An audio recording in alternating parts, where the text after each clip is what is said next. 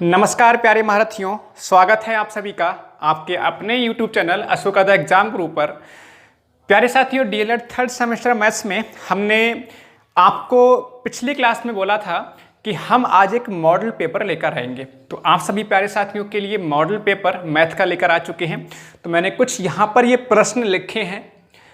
इसमें आपको पता है कि आपके पेपर में 5 बहुविकल्पीय प्रश्न आते हैं, 6 अति लघु उत्तरीय आते हैं और 7 आपके लघु उत्तरीय 2 नंबर में प्रश्न पूछे जाते हैं। तो मैंने अभी बहुविकल्पीय प्रश्न या अति लघु उत्तरीय प्रश्न या लघु उत्तरीय प्रश्नों में कुछ मैंने डिवाइड नहीं किया है, ठीक है। अलग अलग मैंने कुछ नहीं लिखा है, मैंने केवल आपको ये प्रश्न लिखे हैं, ठीक है, जिनमें 1 नंबर वाले भी हैं, बहुविकल्पीय भी हैं, अति लघु उत्तरीय भी हैं और आपके लघु उत्तरीय भी हैं। तो इस बात पे ना जाके अभी हम केवल यहाँ से मॉडल पेपर हमारा बन है।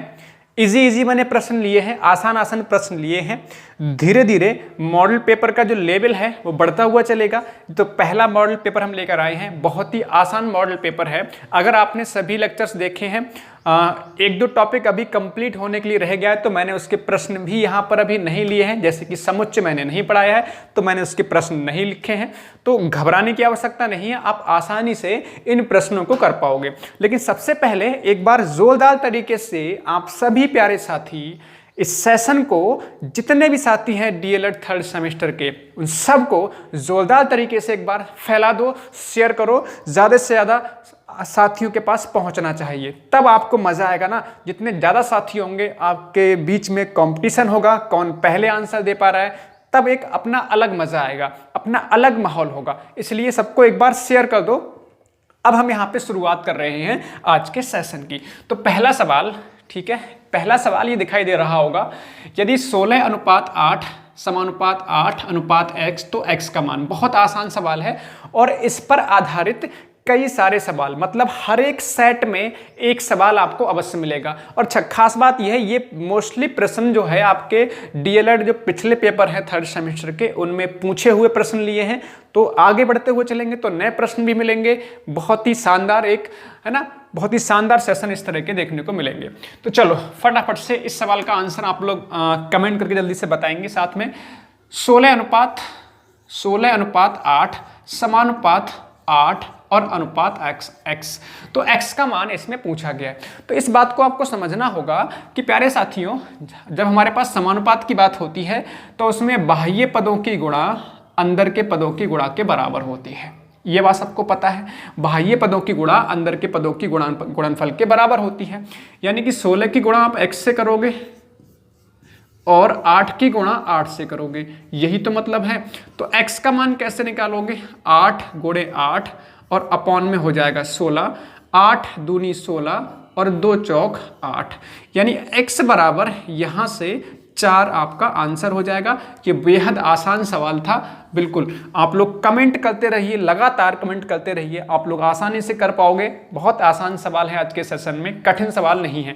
लेकिन एज ए प्रैक्टिस मैंने ली है, क्योंकि शुरुआत हमेशा सरल क्वेश्चन से करनी चाहिए। ये आपको भी टीचिंग में सिखाया जाता है। तो ये पहला सवाल आपका ये हो गया, ठीक है। नेक्स्ट क्वेश्चन आप देख पा रहे होंगे। नेक्स्ट क्वेश्चन को जल्दी सॉल्व करिएगा। बेहतरीन सवाल है।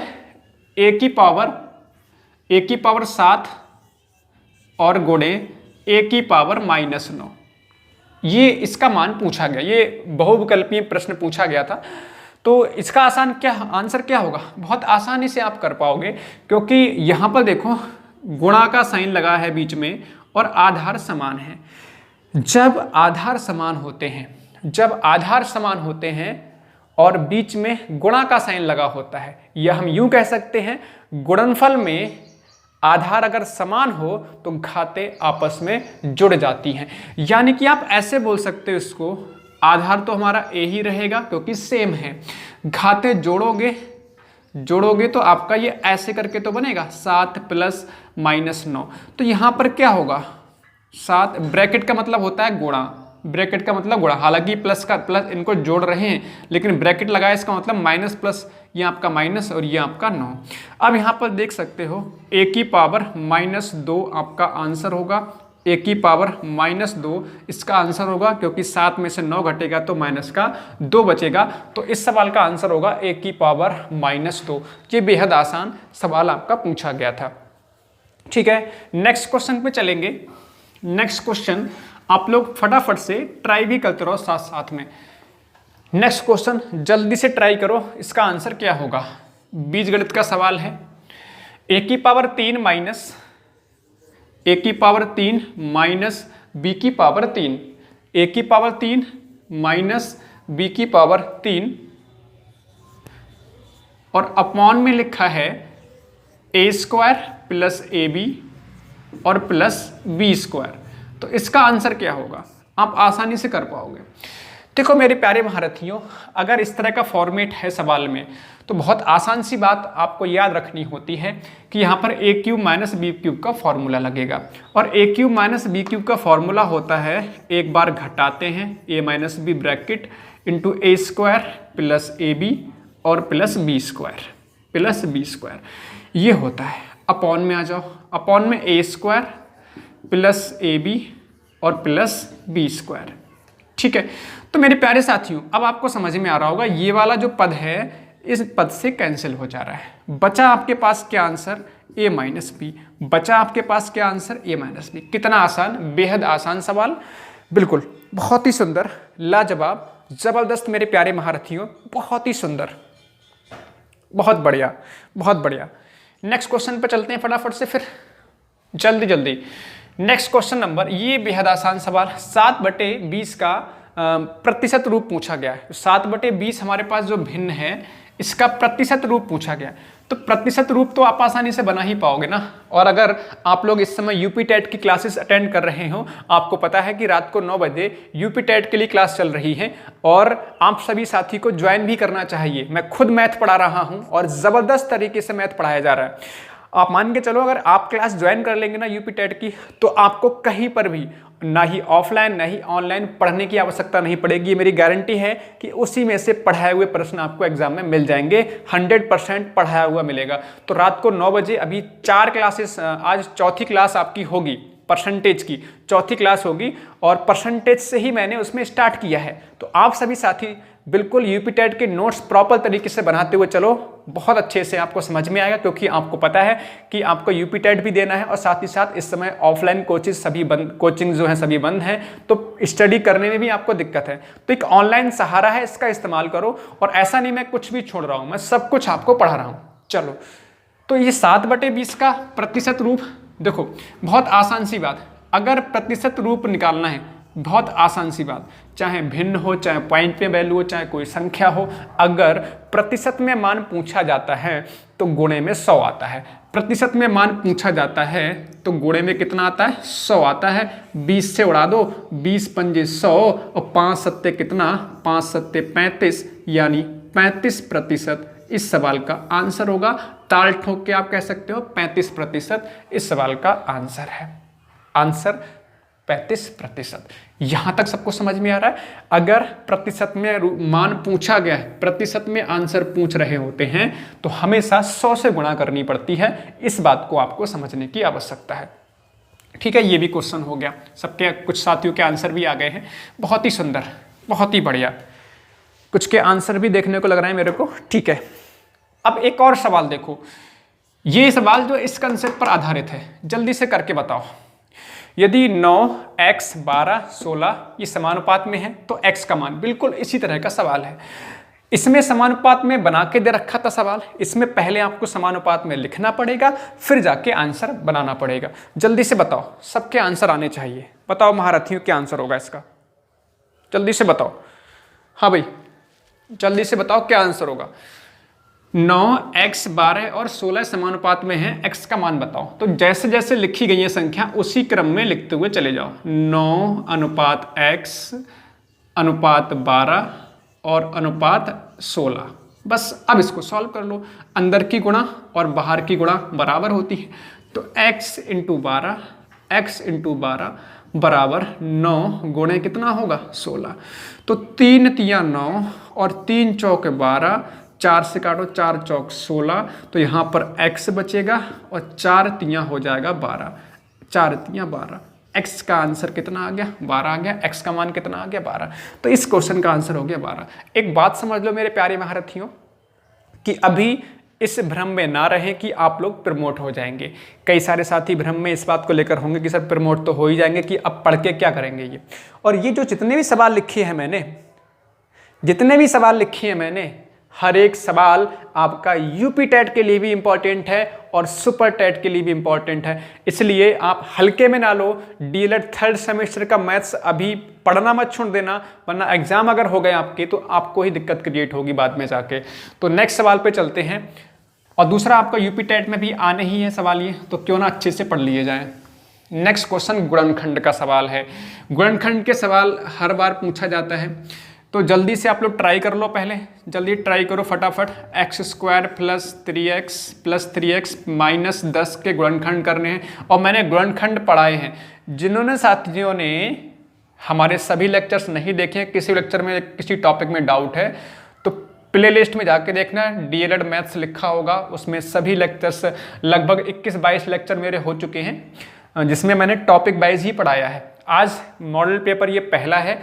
चलो, तो इसके गुणनखंड करने हैं, इसके गुणनखंड करने हैं, तो आप लोग कर पाओगे।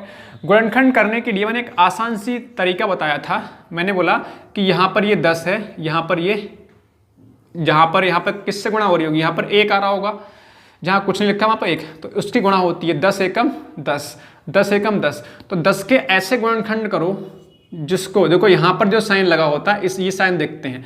10 के 2 ऐसे गुणनखंड करो जिनको घटाने पर कितना आ जाए, 3। अगर होता प्लस का साइन तो जोड़ने पर 3 बनता, लेकिन यहाँ घटाने पर 3 बनना चाहिए। तो 5 दूनी होता है 10, 5 दूनी कितना होता है 10, और 5 - 2 कितना होता है 3। तो इसको लिख सकते हो x² + 5 - 2 और बाहर x और माइनस कितना आपका ये 10। ठीक है, अब इसको कैसे करोगे सॉल्व, गुणा कर लो फटाफट से। x 5x और -2x और माइनस कितना 10। यहाँ पे क्या करोगे, x यहाँ से पहले 2 में से x कॉमन ले लो।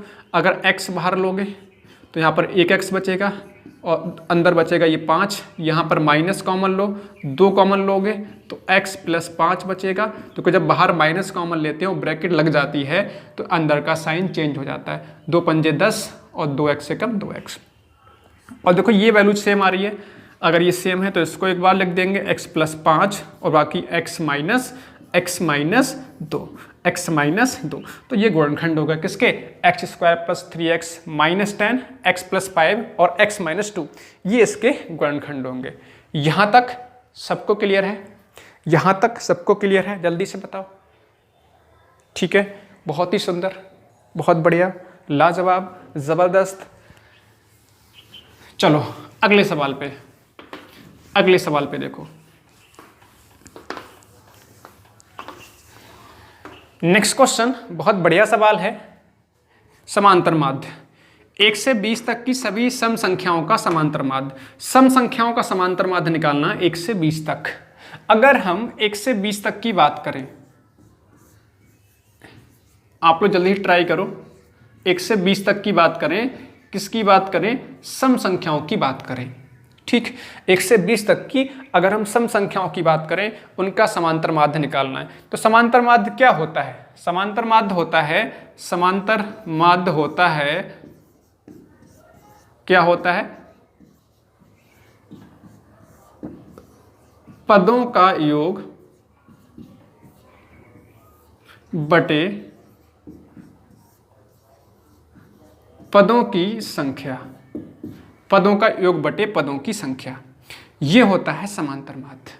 ठीक, अब यहाँ पर 1 से 20 तक की सम संख्याओं के बारे में बोला गया है। यानी कि 1 से 20 तक की सम संख्याओं को देखेंगे तो पहली होगी 2, दूसरी होगी 4, तीसरी होगी 6, 8, 10, 12, 14 और 16, 18 और कितना 20।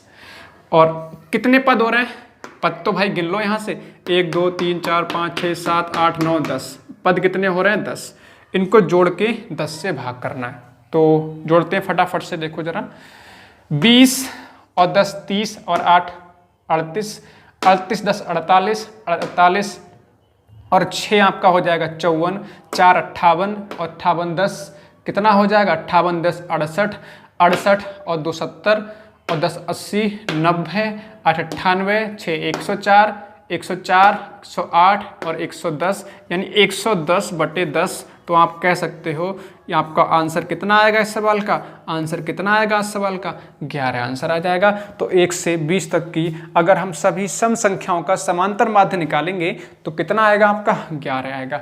समांतर माध्य होता क्या है, सभी पदों का योगफल और बटे पदों की संख्या। लेकिन हमसे यहाँ पर पद नहीं दे रखे थे, हमें पहले निकालने हो रहे थे, लेकिन एक सवाल में हिंट दे रखा है कि सम संख्याएं। सम संख्याओं का मतलब जो संख्याएं 2 से विभाजित हो जाती हैं। 2 से विभाजित होने वाली 1 से 20 तक की संख्या देखनी है। तो पहली 2 होगी, फिर 4 6 8 फिर 20 तक। इन सबका योगफल आया 110, 10 से हमने भाग कर दिया, आपका ये आंसर आ गया। यहाँ तक सभी को समझ में आ गया होगा, यहाँ तक किसी को दिक्कत नहीं होनी चाहिए, ठीक है। अब आगे बढ़ेंगे। नेक्स्ट क्वेश्चन देखो फटाफट से, आसान सवाल आप लोग कर सकते हो इसको आसानी से। क्वेश्चन नेक्स्ट क्या है, 2 घंटे 15 मिनट का 45 मिनट के साथ अनुपात निकालना है। कितना आसान सवाल है, कितना आसान सवाल है। 2 घंटे 15 मिनट का 45 मिनट के साथ अनुपात निकालना है। तो अनुपात का मतलब देखो ऐसे समझो, 2 घंटे और 15 मिनट अनुपात किसके साथ में, 45 मिनट के साथ में। इकाई समान होनी चाहिए दोनों तरफ। ये मिनट में है तो इसको कंप्लीटली मिनट में चेंज करना होगा। 15 तो मिनट है लेकिन 2 घंटा मिनट में नहीं है, तो इसको मिनट में चेंज करने के लिए ऐसे समझो, 2 घंटे 15 मिनट में कितने मिनट हो जाएंगे। 2 घंटे में, 1 घंटे में होता है 60 मिनट, 1 घंटे में 60 मिनट, 2 घंटे में 120 मिनट है ना, और 15 मिनट और है, 120 और 15 कितना 135 अनुपात ये 45। अब बात समझ में आ गई, नहीं आई। 45 मिनट ये हो गया, इसको मिनट में चेंज कर लिया, 2 घंटे 120 मिनट हो जाएगा और 15 मिनट ये 135। अब 45 एकम 45 तियां हो जाता है 135। 3 अनुपात 1 इसका आंसर। चाहे तो आप 5 से काट लो, 15 से काट लो, मैंने डायरेक्ट काट दिया। 45 एकम 45, 45 तियां आपका 135। तो इसका आंसर होगा 3:1, 3:1। बहुत ही बेहद आसान सवाल था, बेहद आसान सवाल था। बस इसमें इकाइयों को हमें समान करना हो रहा था। 3:1 इस सवाल का आंसर हो गया। बताओ किसी को दिक्कत, मुझे लगता नहीं किसी को दिक्कत हो रही होगी यहाँ तक।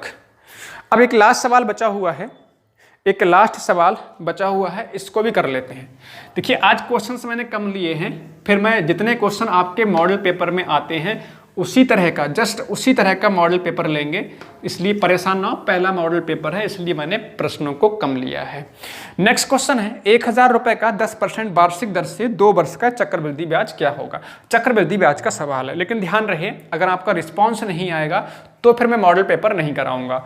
हर एक साथी को पूरा का पूरा सेशन ज्वाइन करना है, कंप्लीट लेक्चर ज्वाइन करना है, कंप्लीट मॉडल पेपर ज्वाइन करना है, तब पढ़ाने मुझे मेहनत लगती है, तब मेरी मेहनत कामयाब होगी, आपको पढ़ने मजा आएगा। समझ पा रहे हैं आप लोग, नहीं? चलो अब 1000 रुपए का 10% वार्षिक दर से 2 वर्ष का चक्रवृद्धि ब्याज। तो चक्रवृद्धि ब्याज निकालने के लिए पहले आपको मिश्रधन निकालना होता है। ए बराबर होता है P + R/100, R/100 की पावर n होता है, यही तो होता है। P क्या होता है यहाँ पर, मूलधन। और मूलधन कितना आपका 1000 रुपए। मूलधन कितना है 1000 रुपए, 1000 रुपए। 10% दर है तो 1 + 10 बटे कितना 100। समय कितना है 2 वर्ष। समय कितना है आपका 2 वर्ष। चक्रवृद्धि ब्याज पूछा है तो ये कैंसिल कर लो, 1000 गुणे 10 एकम 10 और ये हो जाएगा 11/10 की पावर में 2। इसको हम क्या लिख सकते हैं, गुणे 11/10 और गुणे 11/10। किसी को दिक्कत तो नहीं यहाँ तक। 10 एकम 10 और एक 11/10 की पावर में 2 है तो 2 बार लिख लिया, 0 से 0 कैंसिल कर लो, ठीक है। तो 11 में 11 में 121 होता है और एक 10 से गुणा होगी तो 1210। ये क्या चीज़ निकल के आया, ये हमारा आया मिश्रधन। ये हमारा क्या आया, मिश्रधन। मिश्रधन क्या होता है, जो राशि आपको वापस करी जाती है। जैसे कि बहुत ही सिंपल सी बात, आपने 1000 रुपये किसी को उधार दिया और आपको किसी ने 1210 रुपये वापस करे। मतलब 1000 रुपये आपने उसको उधार दिया था और वापस कितने कर रहा है, 1210 रुपये। तो जो राशि वापस करी जाती है वही आपका कहलाता है मिश्रधन, वही कहलाता है मिश्रधन। लेकिन आपसे मिश्रधन नहीं, चक्रवृद्धि ब्याज पूछा है। तो चक्रवृद्धि ब्याज कैसे निकालोगे? चक्रवृद्धि ब्याज कैसे निकालते हैं? बहुत आसान सी बात, ये मिश्रधन और माइनस मूलधन, मतलब कितना आ गया, 210 रुपये। देखो जो राशि एक्स्ट्रा आपको वापस मिलती है वही तो कहलाता है चक्रवृद्धि ब्याज या ब्याज कहलाता है। 1000 रुपये आपने किसी को उधार दिया, 1210 रुपये आपको वापस करे उसने ला के, यानी कि 210 रुपये एक्स्ट्रा दिए हैं और वही हमारा क्या होता है, ब्याज। जो राशि एक्स्ट्रा आपको वापस करी जाती है या किसी को वापस करते हो वही कहलाता है आपका क्या, चक्रवृद्धि ब्याज। तो प्यारे महारथियों, ये आज का मॉडल पेपर था। जल्दी से सब लोग कमेंट करके बताओगे कि मॉडल पेपर कैसा रहा। हम इसी तरह के प्रश्न और भी बेहतर, देखो अभी तो मैंने प्रश्न आसान लिए हैं, हर तरह के प्रश्न कराऊं, कठिन भी कराएंगे आसान भी कराएंगे, क्योंकि पेपर में हर तरह के प्रश्न आते हैं। 1-2 प्रश्न थोड़ा सा कठिन आता है, बाकी प्रश्न थोड़े से मीडियम या मॉडरेट लेवल के आते हैं, कुछ क्वेश्चन बहुत ज़्यादा ईजी आते हैं। तो जैसा पेपर में आता है ना मॉडल पेपर, उसी तरह के प्रश्न मैंने यहाँ पर लेने के प्रयास भी किया है और आगे और भी बेहतर तरीके से प्रयास जारी रहेगा। तो उम्मीद है कि आज का सेशन आपको बेहतर तरीके से समझ में आया होगा। सवाल कम थे, लेकिन जो भी सवाल थे बेहतरीन सवाल थे, आप सभी को इनको नोट भी कर लेना चाहिए। तो मेरे प्यारे साथियों, हंसते रहिए, मुस्कुराते रहिए, इसी तरह के और भी मॉडल पेपर आते रहेंगे। सभी साथियों का धन्यवाद। जय हिंद, जय भारत, भारत माता की जय।